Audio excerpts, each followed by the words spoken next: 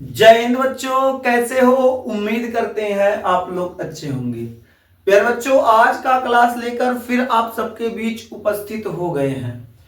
आज के क्लास में हम लोग अध्ययन करने वाले हैं अधातु, नॉन मेटल।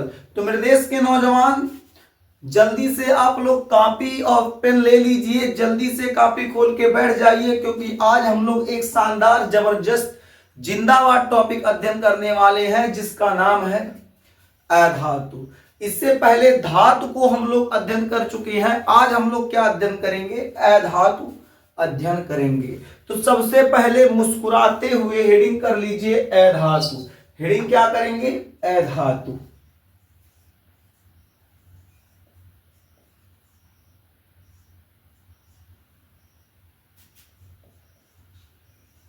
नॉन मेटल,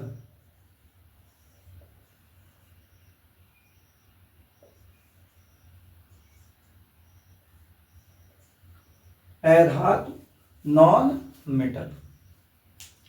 अधातु क्या होता है? अधातु की परिभाषा बिल्कुल धातु की परिभाषा से लिया गया है। अब हम आपसे सबसे पहले पूछेंगे कि बाबू धातु की परिभाषा क्या होता है। अधातु की परिभाषा बताने से पहले हम आपसे एक छोटा सा प्रश्न करेंगे कि बाबू जल्दी बताइए धातु की परिभाषा क्या होती है। तो आप कहेंगे सर, वे पदार्थ जो विद्युत तथा उष्मा के सुचालक होते हैं धातु कहलाते हैं। यानी ऐसे पदार्थ जिनमें विद्युत और उष्मा चले, विद्युत और उष्मा का चालन हो, उसे धातु कहेंगे। बस धातु का बिल्कुल विपरीत यानी उल्टा अधातु होता है। धातु क्या होता है? वे पदार्थ जो विद्युत तथा उष्मा का सुचालक होता है। इसमें लिख देंगे कुचालक। कुचालक मतलब नहीं चले। धातु में विद्युत चलेगा, यानी इनमें विद्युत प्रवाहित नहीं होगा। धातु में जो होगा विद्युत प्रवाहित होगा, उष्मा प्रवाहित होगा, इनमें विद्युत और उष्मा प्रवाहित नहीं होगा। यानी जिन पदार्थों में विद्युत धारा प्रवाहित होगा, उष्मा प्रवाहित होगा, उसे धातु कहेंगे। और जिन पदार्थों में विद्युत धारा और उष्मा प्रवाहित नहीं होगा, उसे हम लोग क्या कहेंगे? अधातु कहेंगे। यानी अधातु की परिभाषा क्या होगी? तो वे पदार्थ जो विद्युत तथा उष्मा के कुचालक होते हैं, वे पदार्थ जो विद्युत तथा उष्मा के कुचालक होते हैं अधातु कहलाते हैं। जल्दी से नोट कर लीजिए, वे पदार्थ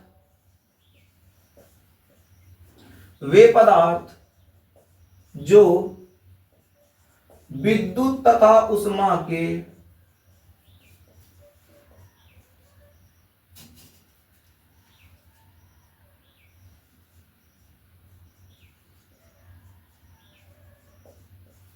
सुचालक होते हैं, सॉरी कुचालक।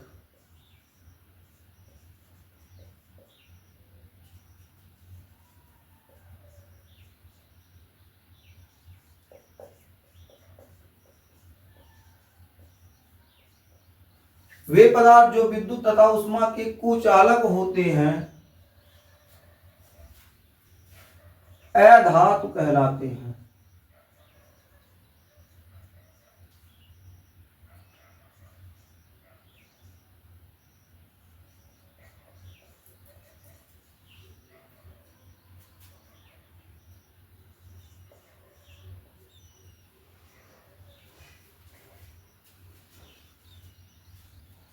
यानी ऐसे पदार्थ जो विद्युत और उष्मा के कुचालक होंगे, जिनमें विद्युत और उष्मा नहीं प्रवाहित होगी, उसे हम लोग क्या कहेंगे? अधातु कहेंगे।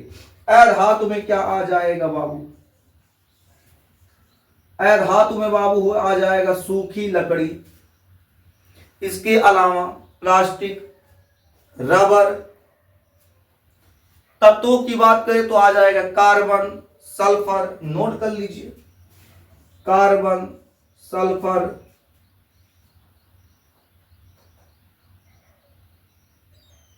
हाइड्रोजन भी आ जाता है, लिख देते हैं कार्बन, सल्फर,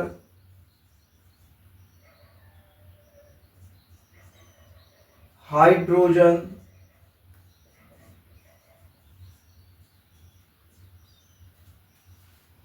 क्लोरीन,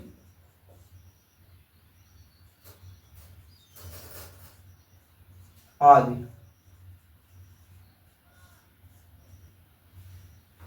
कार्बन का संकेत क्या होगा बाबू? कार्बन का हो जाएगा सी, सल्फर का हो जाएगा यस, क्लोरीन का हो जाएगा Cl और हाइड्रोजन का हो जाएगा H। अब कहेंगे सर हम तो कभी कभी हाइड्रोजन को धातु में पढ़े थे। बाबू ये पटगोल का काम करता है। पटगोल का मतलब यह है जहां इसकी जैसी आवश्यकता है वैसा काम करता है। ठीक है, आगे बढ़ जाएं। तो मेरे देश के नौजवान, ये हो गया आधातु की परिभाषा और उदाहरण। अगर दैनिक जीवन में आधातुओं को देखा जाए तो सूखी लकड़ी हो जाएगा, प्लास्टिक हो जाएगा, ये जो चेयर वगैरह प्लास्टिक का आता है उसमें भी देखिए विद्युत धारा और उष्मा प्रवाहित नहीं होता है। ठीक है, तो सूखी लकड़ी हो जाएगा, प्लास्टिक हो जाएगा और तमाम चीजें हैं, रबर हो जाएगा। तो ऐसी कई चीजें हैं जिनमें विद्युत धारा उष्मा प्रवाहित नहीं होता, वो आधातु के श्रेणी में आते हैं, न कि धातु हैं।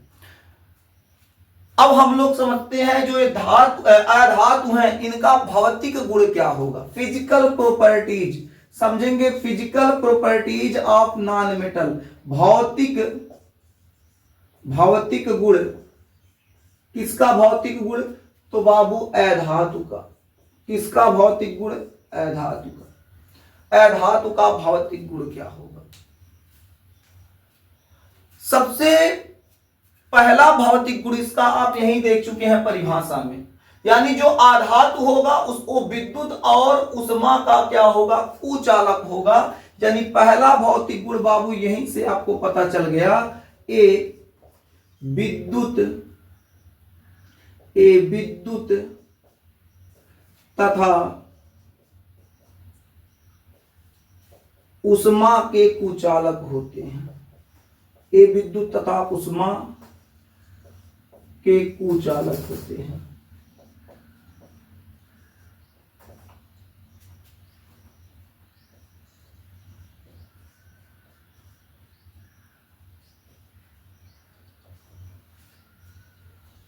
दूसरा, पहला एक विद्युत और उष्मा के कुचालक होंगे, मतलब नहीं चलेगा। आगे बात करें तो अधातु जो होता है उसके भौतिक गुण की, और इसका भौतिक गुण क्या हो सकता है? देखिए आधातु जो होगा, ध्यान से मेरे देश के नौजवान ध्यान से बिल्कुल समझिएगा, ये सब एक इंपॉर्टेंट चीज है। यहां से बाबू आपका भौतिक गुण से परीक्षा में बहुविकल्पी प्रश्न बन सकता है, इसलिए ध्यान से आप समझिएगा, ताकि अगर यहां से प्रश्न आए तो आप प्रश्न का उत्तर अपने शब्दों में आसानी से दे सकें। भाई साहब अगर एमसीक्यू में आएगा तो आपको कोई दिक्कत नहीं होगा, नॉर्मल एक बार पढ़ेंगे, एमसीक्यू देखेंगे, ऑप्शन चेक करेंगे, मार देंगे जो ऑप्शन सही होगा। लेकिन अगर धातु आधातु के बारे में लिखने के लिए आ गया, आधातु पूछ लिया कि आधातु के बारे में बढ़िया से बताइए, विस्तार से बताइए, तमाम चीजें होती हैं, तब वहां बाबू आपको अपने शब्दों में लिखना होगा। आप रट कर चीजों को उतना बेहतर नहीं रख सकते हैं जितना बेहतर आप समझ कर रख सकते हैं। जब आप अच्छे से समझ लेंगे तो अपने शब्दों में आप अपने एग्जाम कॉपी में बेहतर लिख पाएंगे, बेहतर रख पाएंगे। इसलिए कोशिश कीजिए मेरे देश के नौजवान, समझने का प्रयास कीजिए। अगर आपको अच्छे से समझ में आ गया फिर आपको किसी प्रकार की कोई समस्या नहीं होने वाली है। तो पहला भौतिक गुण हो गया, ये विद्युत तथा उष्मा के कुचालक होते हैं। दूसरा, ये भंगुर होते हैं। अब कहेंगे मास्टर ये भंगुर क्या है?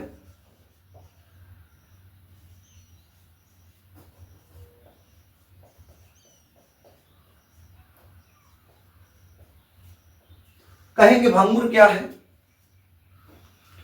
देखिए धातुओं में आघात वर्धनी होती है, मतलब धातुओं पर जब आप चोट मारेंगे तो टूटेगा नहीं बल्कि फैलेगा। लेकिन आधातु जो होता है उसका विपरीत होता है। विपरीत मतलब बाबू भंगुर होगा, मतलब आधातुओं पर आप चोट देंगे तो क्या होगा? आधातु टूट जाएगा। जैसे कांच है आधातु, कांच पे तनी हथौड़ी मार के देखिए तो बताइए टूटेगा कि नहीं? बिल्कुल टूट जाएगा। प्लास्टिक है, प्लास्टिक का चेयर है, उस पर हथौड़ी मार के देखिए तो टूट जाएगा।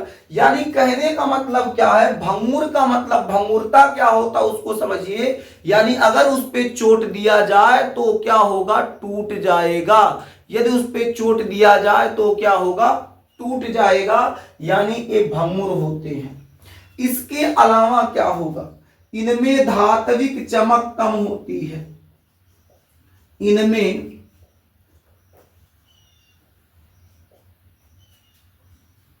या चमक कम होती है, इनमें चमक कम होती है।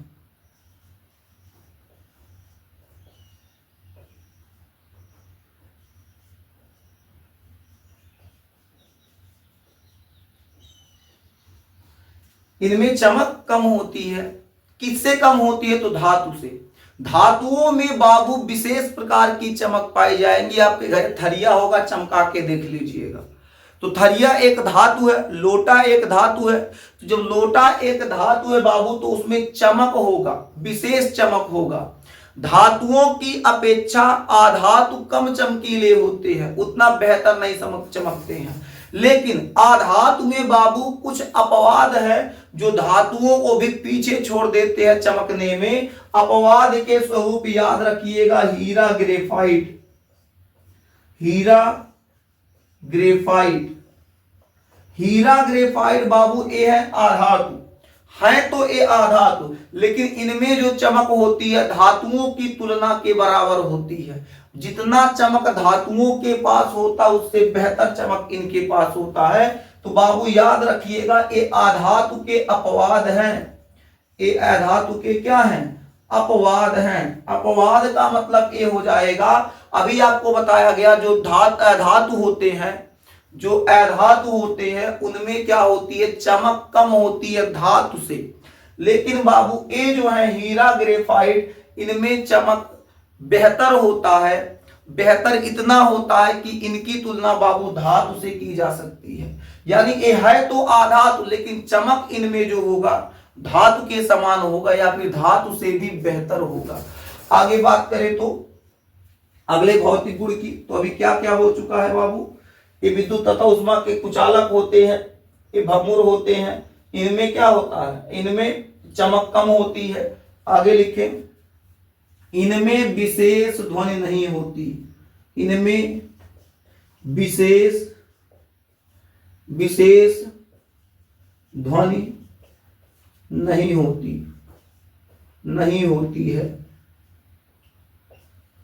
देखिए धातुओं में एक विशेष ध्वनि होगी, जो धातु होगा उसमें विशेष ध्वनि होगी। आप थरिया लेके उस पे मारिए चम्मच से, टन ऐसे होगा, एक मतलब एक लय में निकलेगा। और ये देखो ये बोर्ड है आधातु बस, लेकिन अगर ये थरिया होता, थरिया मारे होते तो बाबू एक सुर में निकल, टन घटते घटते आता और घटता। लेकिन ये आधातु, इसमें देखो उतना आवाज बेहतर नहीं निकल रहा। यानी कह सकते हैं जो आधातु होता है उसमें विशेष ध्वनि नहीं होती है धातुओं की अपेक्षा। आगे बात किया जाए तो बाबू इसमें लिख सकते हैं ए तन्य नहीं होते। तन्य का मतलब क्या है, ए तन्य नहीं होते।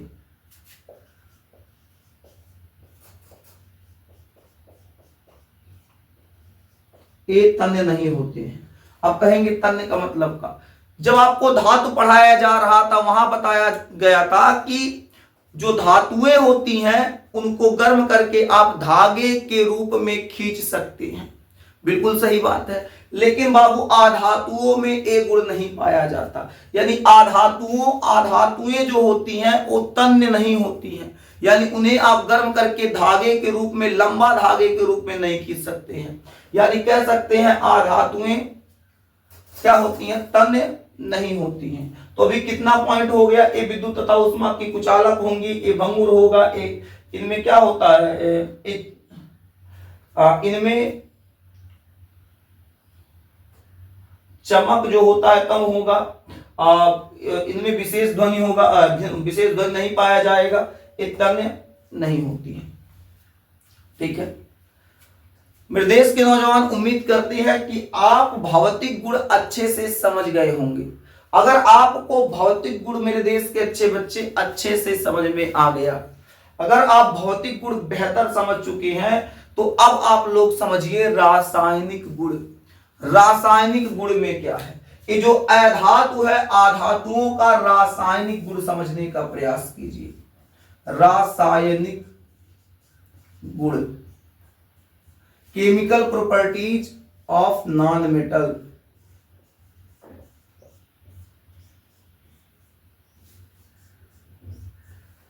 रासायनिक गुण,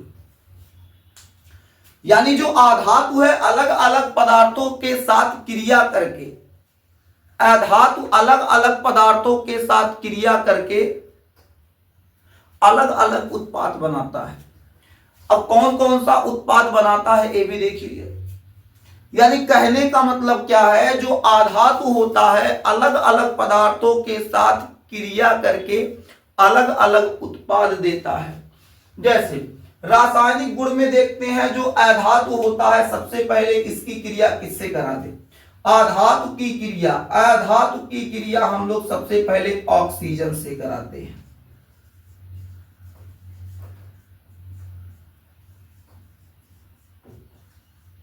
ऑक्सीजन से क्रिया, रिएक्शन विथ ऑक्सीजन। देखते हैं, एग्जाम्पल के द्वारा समझते हैं। कोई आधातु है वो ऑक्सीजन से क्रिया करेगा तो क्या निर्माण करेगा। जैसे हमारे पास एक आधातु है कार्बन, ऑक्सीजन से क्रिया किया। जब आधातु है कार्बन, कार्बन ऑक्सीजन से क्रिया करेगा तो बाबू कार्बन डाइऑक्साइड का निर्माण करेगा। जब आधातु कार्बन ऑक्सीजन से अभिक्रिया करेगा तो कार्बन डाइऑक्साइड का निर्माण करेगा। इसके अलावा दूसरा एग्जाम्पल देख लेते हैं। सल्फर ले लें, आधातु ऑक्सीजन से क्रिया करा दे। जब सल्फर ऑक्सीजन से क्रिया करेगा तो सल्फर डाइऑक्साइड बनेगा।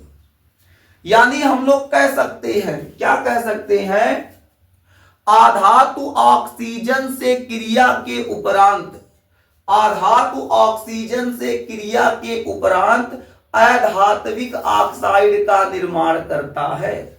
आधातु ऑक्सीजन से क्रिया के उपरांत अधात्विक ऑक्साइड का निर्माण करता है। तो यही नीचे लिख देते हैं, क्या लिखेंगे, अधातु ऑक्सीजन से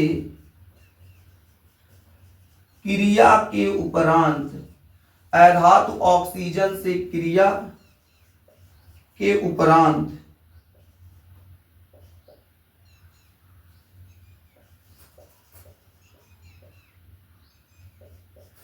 क्रिया के उपरांत अधात्विक अधात्विक अधात्विक ऑक्साइड का निर्माण करता है। अधात्विक ऑक्साइड, अधात्विक ऑक्साइड का निर्माण करता है।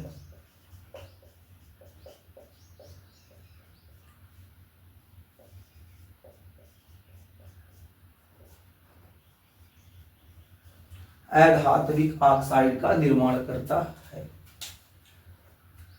अब देखते हैं, जो आधातु होता है वो और किसी पदार्थ से रिएक्शन करता है क्या। तो बाबू आधातु की क्रिया अब हम हाइड्रोजन से कराते हैं। चेक करते हैं आधातु हाइड्रोजन से क्रिया करके क्या देगा। यहां लिख देते हैं,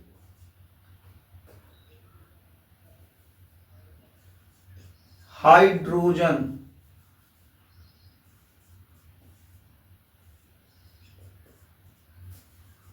हाइड्रोजन से क्रिया, रिएक्शन विथ हाइड्रोजन। एक मिनट देख ले कहीं कट तो नहीं रहा है, चेक करने दीजिए मेरे देश के नौजवान को। तो अब हम लोग देखते हैं, जो आधातु है अगर इसकी क्रिया किसी अन्य पदार्थ से करा दिया जाए तो क्या निर्माण होगा। तो जब नाइट्रोजन की क्रिया हम लोग हाइड्रोजन से कराते हैं तो क्या प्राप्त होता है। तो प्राप्त होगा बाबू, देखो नाइट्रोजन है तो N2, हाइड्रोजन से कराएंगे H2, क्रिया करेगा NaH3 प्राप्त होगा। यानी जब नाइट्रोजन हाइड्रोजन से क्रिया किया, जब नाइट्रोजन हाइड्रोजन से क्रिया करेगा तो अमोनिया का निर्माण होगा। जब नाइट्रोजन हाइड्रोजन से क्रिया किया तो अमोनिया का निर्माण किया। ये पहला एग्जाम्पल हो गया। दूसरा देख लेते हैं जल्दी से। हमारे पास है आधातु के रूप में बाबू क्लोरीन, Cl2 ले लेते हैं। इसकी क्रिया हाइड्रोजन से कराएंगे तो HCl निर्माण करेगा, हाइड्रोक्लोरिक एसिड, हाइड्रोक्लोरिक अम्ल। बाबू यहां पर नाइट्रोजन हाइड्रोजन से जब क्रिया किया तो NH3 का निर्माण किया, यहां हाइड्रोजन क्लोरीन से क्रिया करके HCl का निर्माण कर रहा है।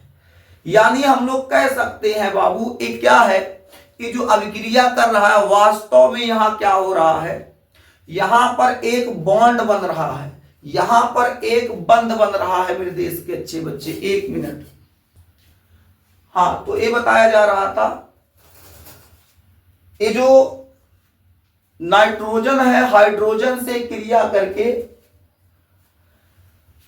एक बॉन्ड बना रहा है, एक बंध बना रहा है, जिसके द्वारा क्या करता है, एक यौगिक देता है, जिस यौगिक को हम लोग सहसंयोजक यौगिक कहते हैं। यानी कह सकते हैं यहां पर जो है, यहां पर हम लोग लिख सकते हैं कि बाबू अधातु हाइड्रोजन के साथ क्रिया करके एक कंपाउंड देता है, एक यौगिक देता है, जिसे हम लोग क्या कह सकते हैं, सहसंयोजक यौगिक कह सकते हैं। उम्मीद करते हैं मेरे देश के नौजवान यहां तक आप समझ गए होंगे। यदि आप यहां तक समझ गए तो मेरे देश के अच्छे बच्चे आप इसे नोट कर लीजिए। स्वास्थ्य सही नहीं है तो आज का क्लास बहुत लंबा तो नहीं ले पाएंगे। होता क्या है कि जब स्वास्थ्य थोड़ा खराब होता है तो क्लास लंबा लिया जाता है, तो उससे फिर समस्याएं आने लगती है, बोलने में भी थोड़ा समस्या हो रहा है क्योंकि गला पकड़ा हुआ।